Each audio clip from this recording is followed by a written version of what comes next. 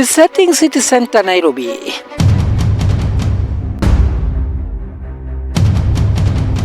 Tuna reset Kanairo, niko kadi tuko kadi je wewe? Common denominator is the avenue for real change. CBD ward of Starehe constituency, the emblem of hope, if not the novelty thing, of Kaldenge Nampira, and the ball set on the field for a kick right inside the net to mean political scores. Real change here in the city center of Nairobi. And so my request to the Gen Z is, first and foremost, I would request you to, first of all, go and register in case you're not a voter. Kaa rada na ukue kadi. Before you get to decide on who you're going to vote in, please do your own personal assessment on that particular leader that you want to vote for. Start right from the MCA, move up to the MP and the women rep. Make your selection wise so that you do not again come to complain in the next 5 years. Do not move by euphoria. Do not be a sycophant. Go and become a very independent minded person and make a selection which should be wise at the ballot box, so that when you make the right decision to have the right leadership, then you will be in a position to hold them accountable when they are not able to deliver to their manifestation. The vision agenda of organizing Nairobi CBD Ward Starehe constituency started like a mere street gossip.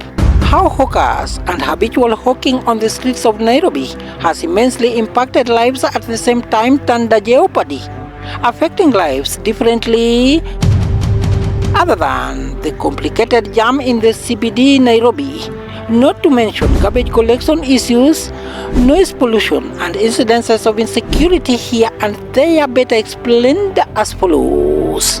Nairobi needs to be organized. We need leaders who can actually change the Nairobi area and make Nairobi working for every person.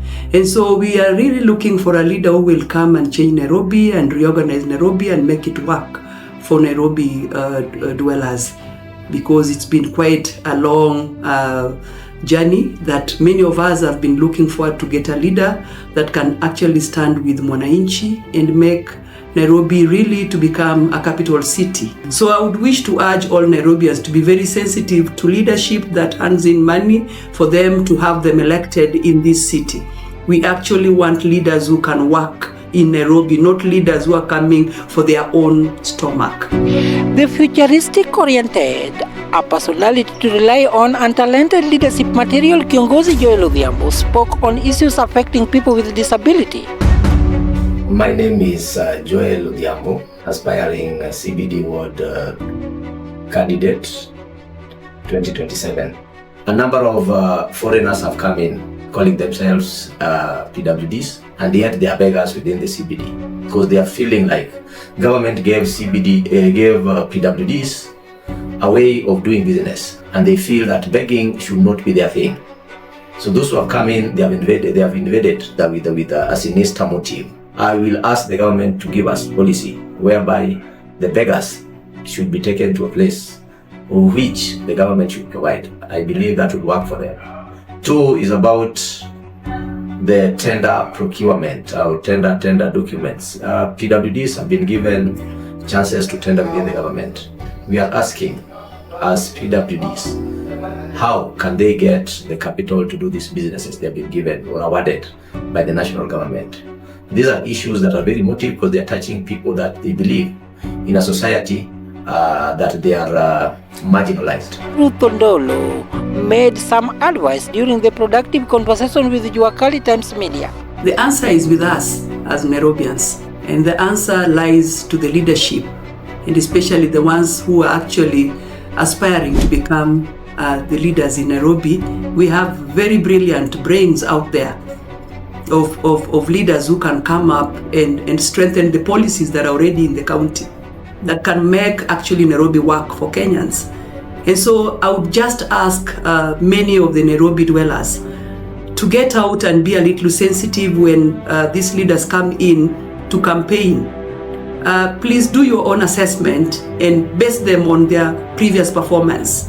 And any leader who will not have lived to their promises, basically to the CBD area, Nairobi, I would rather those are the ones we need to really do away with. And let us try and test the new leadership, and especially for the very young people who are coming, the Gen Zs, we would want them to come with the new mind that they have. They have a very good mindset.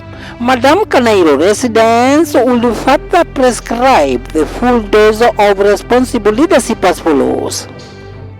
The kind of a leader that I will be actually looking up to is one leader who will be ready to work with the county government. That's one.